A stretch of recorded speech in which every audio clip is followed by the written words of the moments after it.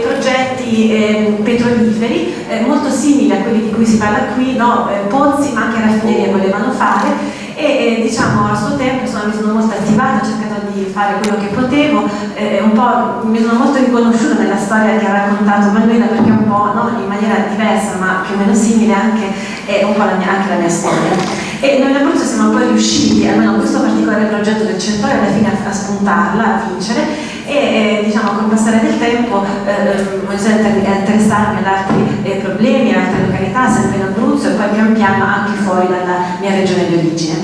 E oggi sono qui per raccontare, per condividere anche con voi tutte le problematiche collegate a queste estrazioni sia di petrolio che di gas, da un punto di vista ambientale, di salute sulle persone e così via. E quello che voglio fare, no, è di cercare di fare una sorta di valutazione passo per passo di tutto quello che può succedere dal primo momento in cui si inizia il processo esplorativo di trivellazione fino, diciamo, agli impatti finali di estrazione e di lavorazione. Ok? Ora, l'avete un po' visto prima, no? Tutte le concessioni qui locali della Sardegna, no? La mappa che ha mostrato Manuela dell'isola, però come vedete, no, da questa mappa il problema del petrolio riguarda un po' tutta l'Italia, non c'è soltanto la Saras qui in Sardegna, ma ci sono concessioni lungo tutto lo stivale, dall'estremo nord del Piemonte fino alla punta più meridionale della Sicilia. Sono in generale società piccole, con pochi, insomma, bassi capitali sociali, che arrivano e pensano di poter venire in Italia a fare, insomma, il colpo grosso nella nostra nazione. Ma vedete, no, che è veramente tutto lo stivale che è pieno di concessioni. Allora, come funziona questo processo qui di trivellazione? Beh, innanzitutto uno deve decidere se intanto vale la pena di trivellare oppure no. Quindi quello che si fa sono quelle che si chiamano indagini sismiche, e cioè si cerca di capire, senza appunto fare il buco, se nel sottosuolo ci sia un giacimento sufficientemente grande e appunto se vale la pena iniziare tutto il processo. E questo si fa con semplicemente mandando nel sottosuolo un segnale generato in modi diversi, ma comunque un segnale perturbando, diciamo, il sottosuolo, e poi dal segnale riflesso si cerca di capire appunto la profondità e le dimensioni del giacimento, sia di petrolio che di gas. E questo invio di segnale si fa con queste camionette vibranti che si chiamano camionette Vibro 6, sono lì insomma illustrate, oppure in alcuni casi si possono fare anche con delle esplosioni controllate con dei piccoli botti di dinamite, come si vede nella figura lì in basso. Sono procedimenti che durano qualche settimana, però insomma sono pur sempre abbastanza sgradevoli per chi vive vicino lì, che deve insomma sentirsi questi botti nel terreno. E questo si può fare sia sulla terraferma che nel mare. Nel mare quello che invece si utilizza è una nave che appunto ha esattamente lo stesso compito: va giù il segnale, poi torna giù il segnale riflesso, no? Si vede nella figura lì in basso a destra. In questo caso appunto ci sono violenti spari di aria compressa che intanto accadono con intensità molto frequente, si parla di 5, 10, 15 secondi, quindi sono questi botti continui nel mare, e poi anche l'intensità è molto elevata e spesso ci sono danni al pescato, i pesci che hanno problemi alle uova, hanno lesioni nei loro corpi, problemi di emorragie, morte, anche perdita del senso dell'orientamento, e di conseguenza molto spesso ci sono stati anche casi di schiacciamenti delle balene. La figura invece che si vede in alto, lì quello è un tracciato di Argan nelle acque davanti alla Puglia. La linea viola che si vede è la nave che spazzolava quel quadrato, andava avanti e indietro con questi spari di aria compressa nel mare.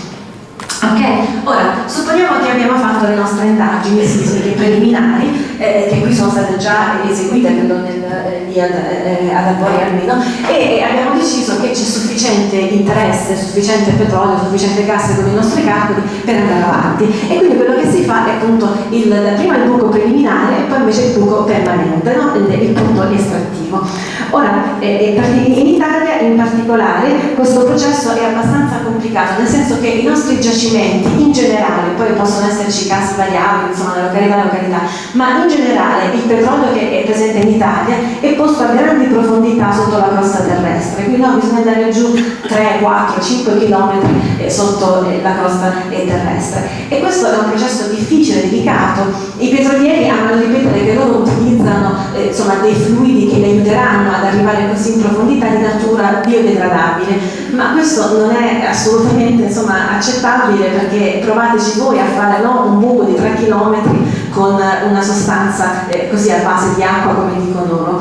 In realtà quello che si utilizza per aiutare questo processo di scavo, di trivellazione, sono una serie di sostanze chimiche abbastanza aggressive che appunto hanno il compito di aiutare questo processo di trivellazione. Sono appunto questi fanghi e fluidi di perforazione che aiutano appunto a lubrificare, a guidare il processo di cementificazione dei pozzi, no? Per rivestirli mentre che si va giù, e sono sempre attivi anche durante la fase di estrazione, perché hanno anche il compito di aiutare a riportare su eventuali scarti rocciosi che si sono incontrati durante il periodo sia di scavo che di estrazione. La composizione chimica esatta di questi fanghi e fluidi di perforazione è sconosciuta, nel senso che chi li produce li ha anche coperti da segreto industriale, quindi un po' vagamente si sa cosa c'è, ma la composizione precisa non è nota, un pochettino come la Coca-Cola. Quello che però si sa è che ci sono appunto sostanze molto aggressive e tossiche alla salute diciamo, dell'uomo e della natura. Oltre a questi fanghi e fluidi di perforazione sono presenti anche in grandi quantità queste acque di risulta, che praticamente è acqua che si è accumulata in mezzo a questi, questi giacimenti nel corso dei vari millenni, e che però non è acqua pulita, non è acqua di ruscello che uno può bere, è acqua che è sempre mista a sostanze di idrocarburi o comunque altre sostanze che nel corso degli anni si sono mescolate a quest'acqua, che appunto la rendono inquinata e tossica. E tutte queste sostanze sono presenti in grandi quantità, tant'è vero che si stima che per ogni barile di petrolio prodotto ce ne sono 10 di barili di sostanze di scarto che in qualche maniera devono essere eliminati. Quindi c'è questa grande, tra virgolette, immondizia che viene prodotta. Ecco, qui sono un po' gli ingredienti più o meno noti, dai nomi più o meno impronunciabili, insomma improbabili, che sono noti in letteratura. E qui c'è anche invece una slide che viene direttamente dal Dipartimento per la Protezione Ambientale degli Stati Uniti, dove ti dicono che fra gli scarti delle trivellazioni di petrolio e di gas ci sono anche qualche volta scarti radioattivi, e qui in particolare ci si sofferma su isotopi di radio e di gas radono, e qui lo dice chiaramente, no? Che possibilmente possono essere presenti materiali radioattivi. Ripeto, questo qui non lo dico io, lo dice il governo americano. E allora, uno dei miti che l'industria del petrolio ama ripetere, oltre a quello che i loro fanghi sono a base di acqua e sono biodegradabili, un altro mito che a volte dicono è che vabbè, anche se usiamo sostanze un po' così tossiche, un po' aggressive, noi abbiamo dei pozzi che sono uber certificati, sono tutti quanti ben isolati, sono rivestiti di materiali impermeabili, sono totalmente isolati dal resto del sottosuolo, e quindi non ci possono essere infiltrazioni, problemi, inquinamento, eccetera. Non vi preoccupate, perché noi li facciamo super sicuri. Ma questo non è vero, per il semplice motivo che anche se loro volessero fare questo, nessuna opera umana è mai esente dal logorio e dall'uso continuo, ed infatti non sono rari i casi in cui questi pozzi, soprattutto col passare del tempo, hanno problemi di integrità strutturale, appunto di perdite, di credito di vario genere. E qui appunto ci sono un po' di casistiche prese da varie parti del mondo. Questo qui è l'Ohio, dove hanno fatto l'ispezione nel 2011 su 6.800 pozzi che hanno analizzato, 690, quindi quasi il 10%, avevano problemi di integrità strutturale, cioè appunto fessure, perdite, in qualche modo crepe che si erano create col tempo. E questo è stato dovuto, è stato insomma attribuito all'uso continuo, al variare delle pressioni sotterranee nelle fasi insomma di estrazione e così via, e l'utilizzo di materiali corrosivi durante questi processi produttivi. Quindi il 10% del totale. Qui la stessa cosa per il Canada e l'Alberta, dove invece nel corso dei vari anni ci sono stati dati che variano fra il 3 e il 4% dei pozzi esaminati con questi problemi di perdite e di appunto inquinamento insomma, del territorio nei pressi di questi pozzi. Questo invece è sempre lo stesso argomento, però nel Golfo del Messico, e è una slide presa direttamente dai petrolieri. Questa è una ditta che fa fluidi di perforazione, e mostrano in quelle palline colorate che, ripeto, nel Golfo del Messico 45% dei pozzi ha qualche problema di integrità strutturale. Nel Mare del Nord in Norvegia questa percentuale arriva al 34%, mentre invece in Norvegia è del 18%, quindi sono percentuali abbastanza sostanziose di pozzi che hanno problemi. La slide invece in rosso è quella viene invece dal Dipartimento delle Risorse Minerarie degli Stati Uniti, dove invece fanno vedere che dopo 30 anni, quindi a causa del logorio dell'uso continuo, dopo 30 anni il 60% dei pozzi ha anche qui dei problemi di integrità strutturale, quindi dopo 30 anni è molto probabile che questi pozzi inizino a perdere e a contaminare il terreno. Ecco, e qui ancora slide simili, questo qui è da Scientific American di qualche anno fa e il titolo è molto lampante, no? Trivellazioni per gas naturali hanno riportato inquinamento dell'acqua con l'industria del gas che si rifiuta di rivelare cosa c'è nelle sostanze tossiche che hanno utilizzato.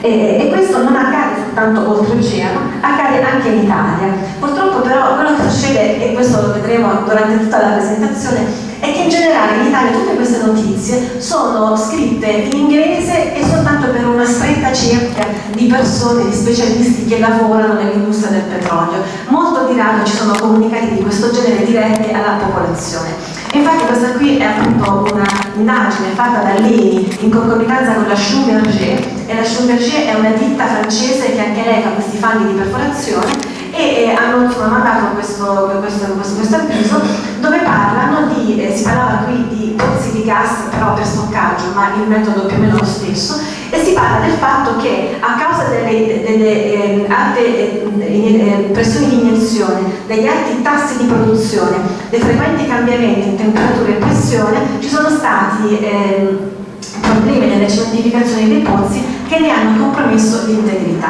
E poi conclude dicendo le perdite sono frequenti. Non hanno detto quanta è la percentuale, quanti pozzi hanno esaminato, hanno detto soltanto che le perdite sono frequenti. E poi dicono nessun problema perché abbiamo inventato un composto specialissimo che va insomma in qualche modo a sigillare queste crepe e stiamo tutti a posto. Poi prova a leggere e dice che in un periodo di 3 anni ne hanno sistemati solamente 26. E che cosa vuol dire che in un periodo di 3 anni ne hanno sistemati 26? Se uno fa la divisione, ed è anche un po' generoso, diciamo che ne sistemano circa 10 l'anno, no? Più o meno. E poi però vai a vedere in Italia ci sono 1500 pozzi produttivi in questo momento e 350 di stoccaggio, e quindi se ne sistemano 10 all'anno e le perdite sono frequenti, come dicono loro stessi, e allora quanto tempo ci vuole, no? Quanto dovremmo aspettare per sistemarli tutti? E nel frattempo quanto inquinamento c'è stato nel nostro sottosuolo? Quindi questo è un problema da tenere in considerazione. Ripeto, tutti questi eventi qua non è che accadono il giorno dopo che uno fa il pozzo, sono cose che accadono con l'uso e con il passare del tempo e con il logorio, quindi sono conseguenze a breve, a medio e lungo termine. E ovviamente tutto questo inquinamento non può non avere effetti su chi in quelle zone vive, e in particolar modo chi, in questo caso nel bestiame, si nutre magari delle piante o beve l'acqua che in qualche modo è nei pressi di questi impianti. E qui tutta una serie di articoli della letteratura scientifica dove proprio mostrano che la presenza di questi rifiuti dell'industria petrolifera ha avuto dei danni più o meno gravi sul bestiame. E qui appunto sono diversi articoli di varie località del mondo, e qui appunto vi dice chiaramente rischi al bestiame associati con l'industria del petrolio, tossicologia dei rifiuti collegati ai campi di petrolio. Ancora qui avvelenamento del bestiame dai fluidi di perforazione dei campi di petrolio, dei fanghi e degli additivi utilizzati, e ancora qui una review, una raccolta di tutta una casistica, il secondo articolo qui della tossicologia degli inquinanti nel bestiame dovuti appunto alla presenza di questi campi di petrolio. E insomma ce ne sono altri di vario genere, ci sono vari tipi di problematiche, per cui la moria di mucche, in qualche modo difetti ai vitelli nati e aborti di vario genere. Questa è una delle frasi che viene da uno di questi articoli, lo dice chiaramente che il bestiame può essere avvelenato dalle sostanze utilizzate nelle trivellazioni di petrolio e di gas, e appunto dalle sostanze collegate a questi scarti petroliferi. L'esposizione avviene principalmente in maniera orale, e cioè a causa appunto di quello che loro mangiano, a cui sono esposti, e appunto questo può essere dovuto a questi fluidi di perforazione che appunto o vengono sparsi, diciamo così, sulla superficie, in qualche modo si infiltrano nelle falde acquifere e poi vanno a contaminare l'acqua e il cibo di questo bestiame. E questo comporta problemi a vari tipi, insomma, di organi di questi animali. Sono appunto alcuni articoli che ho fatto vedere prima, sono riportati problemi al fegato, al rene, al cervello, ai polmoni, alle mucose, agli occhi, al sistema nervoso e al sistema gastrointestinale di questi animali. Quindi, insomma, ci sono casistiche in varie parti del mondo. Qua in Italia non sono riuscita a trovare granché su questo tema, però quando sono stata in Basilicata, che è una regione dove si trivella già da almeno 15 anni in maniera abbastanza intensa, molti sono stati gli aneddoti che ho sentito su questo tema. E in particolare c'era appunto questo signore che faceva l'allevamento di mucche, diciamo, era una piccola azienda, diciamo, personale, e lui mi raccontava che insomma, vicino a casa sua c'è un pozzo di reiniezione dove reiniettano questi materiali di scarto, e appunto le mucche non pascolavano più, i vitelli insomma avevano dei problemi, le mucche si ammalavano, e lui appunto stava pensando di chiudere la sua attività perché non era più insomma sostenibile portarla avanti. Quindi questo soltanto a livello di racconto personale. Non ho trovato dati che sono stati pubblicati mai in Italia su questo settore qui. Comunque nelle altre parti del mondo ci sono. Presumibilmente questo succede anche da noi, solo che non si parla. E poi ovviamente non c'è soltanto la contaminazione del bestiame, ma anche la contaminazione dell'acqua. Questa è un'indagine che fu fatta un paio di anni fa dal New York Times, dove dice anche qui il titolo chiaramente: contaminazione tossica dai pozzi di gas naturale, e le palline gialle che si vedono è la contaminazione da gas da radio in prossimità di questi pozzi di gas naturale. Più è grande il cerchio, più è grande l'inquinamento, e in alcuni casi ci sono tassi di radio che sono di 1500 volte superiori rispetto a quanto prevede la legge statunitense. E anche in Italia abbiamo esempi di questo genere. Questo qui è sempre la Basilicata, e in realtà della Basilicata parleremo molto in questa presentazione perché, ripeto, è la regione che ha già sperimentato, già vissuto tutti i problemi collegati all'industria del petrolio e del gas. E appunto questo qui è un lago che si chiama Lago del Pertusino, un lago artificiale che praticamente ha il compito di raccogliere l'acqua della Basilicata, perché ne hanno troppa per i loro usi, e poi da qui viene mandata in Puglia, che invece ne ha di meno. Quindi no, è un lago dove l'acqua è in teoria destinata anche al consumo umano. E che cosa succede in questo Pertusillo? Succede che a un certo punto, un paio di anni fa, hanno ritrovato una moria di pesci, in particolare tutte le carpe sono morte, e quindi hanno fatto un po' di indagini eccetera, ed è venuto fuori che nei sedimenti c'erano concentrazioni molto elevate di metalli pesanti, alluminio, ferro, manganese, piombo e idrocarburi, e questa era acqua destinata anche al consumo umano. In questo momento è un lago eutrofizzato, cioè non c'è più la vita, e succede appunto fra i vari dati. Questo fu in realtà analizzato dalla dottoressa Albina Colella dell'Università di Basilicata e dal tenente Di Bello, e loro trovarono che le concentrazioni di idrocarburi in questa diga erano di 6,4 mg per litro, quando invece la legge consente al massimo per l'acqua potabile 0,0001 mg per litro. Quindi si capisce un fattore 6.000 rispetto a quello che dovrebbe essere quello che è. Le acque andranno filtrate, si spera almeno. Comunque insomma questo è una grande discrepanza tra quello che è e quello che dovrebbe essere. E in basso ci sono un po' di figure, no? Il rosso, le palline rosse sono i pozzi di petrolio in quella zona, il blu, il celestino sono i fiumi, e la riga, diciamo così, in diagonale che si vede, quello lì è il lago, e le palline bianche che si vedono sono i tassi di campionamenti che hanno fatto sia di idrocarburi che di bario, che è un altro componente che si utilizza in questi fanghi di perforazione. Quindi insomma la correlazione spazio-temporale è abbastanza penso evidente da queste immagini. Ecco, quindi un altro problema che viene fuori non è soltanto quello di cui abbiamo parlato, ma proprio la gestione di questa grande quantità di rifiuti che viene prodotta. Supponiamo anche che abbiamo fatto tutto correttamente e che non abbiamo inquinato né il bestiame né le falde acquifere, ma sorge la domanda: dov'è che andiamo a mettere tutta questa immondizia che abbiamo prodotto? Abbiamo detto no, se ne produce in gran quantità.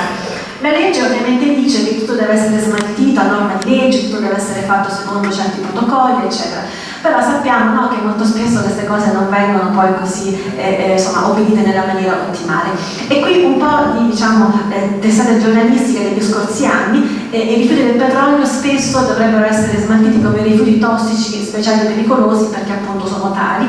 E qui appunto un po' di testate, no? Scarti del petrolio nelle discariche dei rifiuti normali, oppure sospetti su scarti petroliferi nel sottosuolo del Parco dello Sport a Bagnoli nel Napoletano.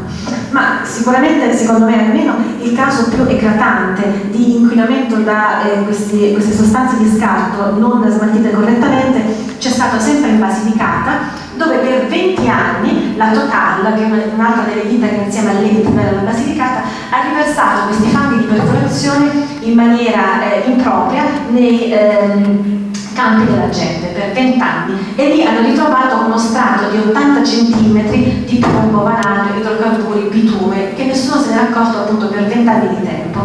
E in cima a queste strati di terra ci facevano il pascolo delle pecore e la coltivazione degli ortaggi, che ovviamente la gente si è mangiata. E insomma in questo momento è ancora in corso un'indagine della magistratura su questo tema qui. E ovviamente no, se questa legislazione sulla terraferma, nel mare diventa tutto molto più amplificato, perché nel mare c'è molto meno vigilanza. Chi è che va a controllare che succede nel mare? Ed infatti è una prassi ordinaria, lo fanno di routine, quella di scaricare in mare i fanghi di perforazione e le acque di scarto. E questo non lo fanno soltanto in Italia o in alcuni paesi, lo fanno dappertutto, anche i norvegesi. E infatti quella tabellina che si vede lì arancione, no? È una figura che viene direttamente dal governo ufficiale della Norvegia, dove appunto dicono che per ogni pozzo in media ci sono 3.000 tonnellate di scarto all'anno che vengono rilasciate in mare fra fanghi ed acque di produzione. Quindi questo lo dice ufficialmente il governo di Norvegia. E questa è un'altra figura, spero che si veda, non si vede tanto, però io lo vedo, insomma, ve lo posso dire, che quello lì è un pozzo del Golfo del Messico, tutto quello è considerato normale e in realtà se uno fa attenzione c'è una scia marroncino che viene fuori da questo pozzo, e quelli appunto sono questi scarti petroliferi che vengono allegramente riversati nel mare, quindi questo appunto è considerato qualcosa di normale in mare aperto. Anche in Italia abbiamo problemi di questo genere qua, questo qui è Ragusa nel 2009, dove hanno riversato questi, insomma, fra petrolio e scarti di petrolio 100.000 tonnellate di materiale. E qui lo dice chiaramente, questo è il punto, era Ragusa, diceva che hanno sversato in mare in maniera illecita rifiuti speciali pericolosi dalla piattaforma galleggiante Vega per risparmiare decine di milioni di euro. Quindi, no, è tutto il riassunto di quello che abbiamo detto qui concentrato a Ragusa. E ovviamente tutto questo ha conseguenze sul mare, sul pescato, sulla gente che va a farsi un bagno, sul pesce che uno mangia, no? Perché è un concentrato appunto di sostanze tossiche. Vabbè, ora supponiamo anche che anche questo l'abbiamo fatto giustamente, abbiamo smaltito i nostri rifiuti in maniera corretta, ma che cosa abbiamo tirato fuori? Quello che sta scritto qui non è una frase che mi sono inventata io, me l'ha detta Leni a me in una conferenza che abbiamo fatto nel 2008, poi non ci sono tenuti più, però una delle poche che ne abbiamo fatte, loro stessi definirono il petrolio che c'è in Italia il fondo del barile. E perché questo? Perché in realtà tutta l'Italia fu già trivellata dopo la guerra alla ricerca la seconda guerra mondiale, alla ricerca di petrolio e di gas. E tutto quello che era facile estrarre, conveniente, a quel tempo è stato già tutto quanto portato via. Quello che è rimasto adesso è soltanto appunto lo scarto, il fondo del barile, che diventa economicamente appetibile adesso solamente perché ci sono grandi speculazioni economiche in giro, perché il rapporto costo-guadagno è diciamo, no, molto a favore di chi deve fare le speculazioni finanziarie.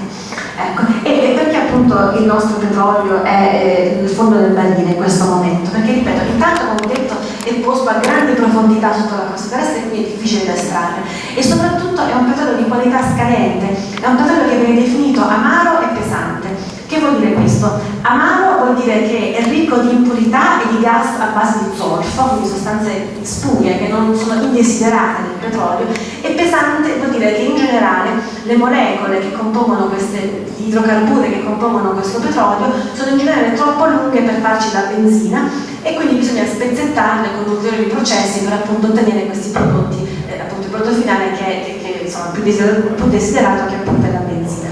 Il petrolio migliore del mondo è tutto il contrario di quello che abbiamo noi, è dolce e leggero, light, sweet, cool si chiama, mentre invece noi ce l'abbiamo heavy, sour, esattamente il contrario.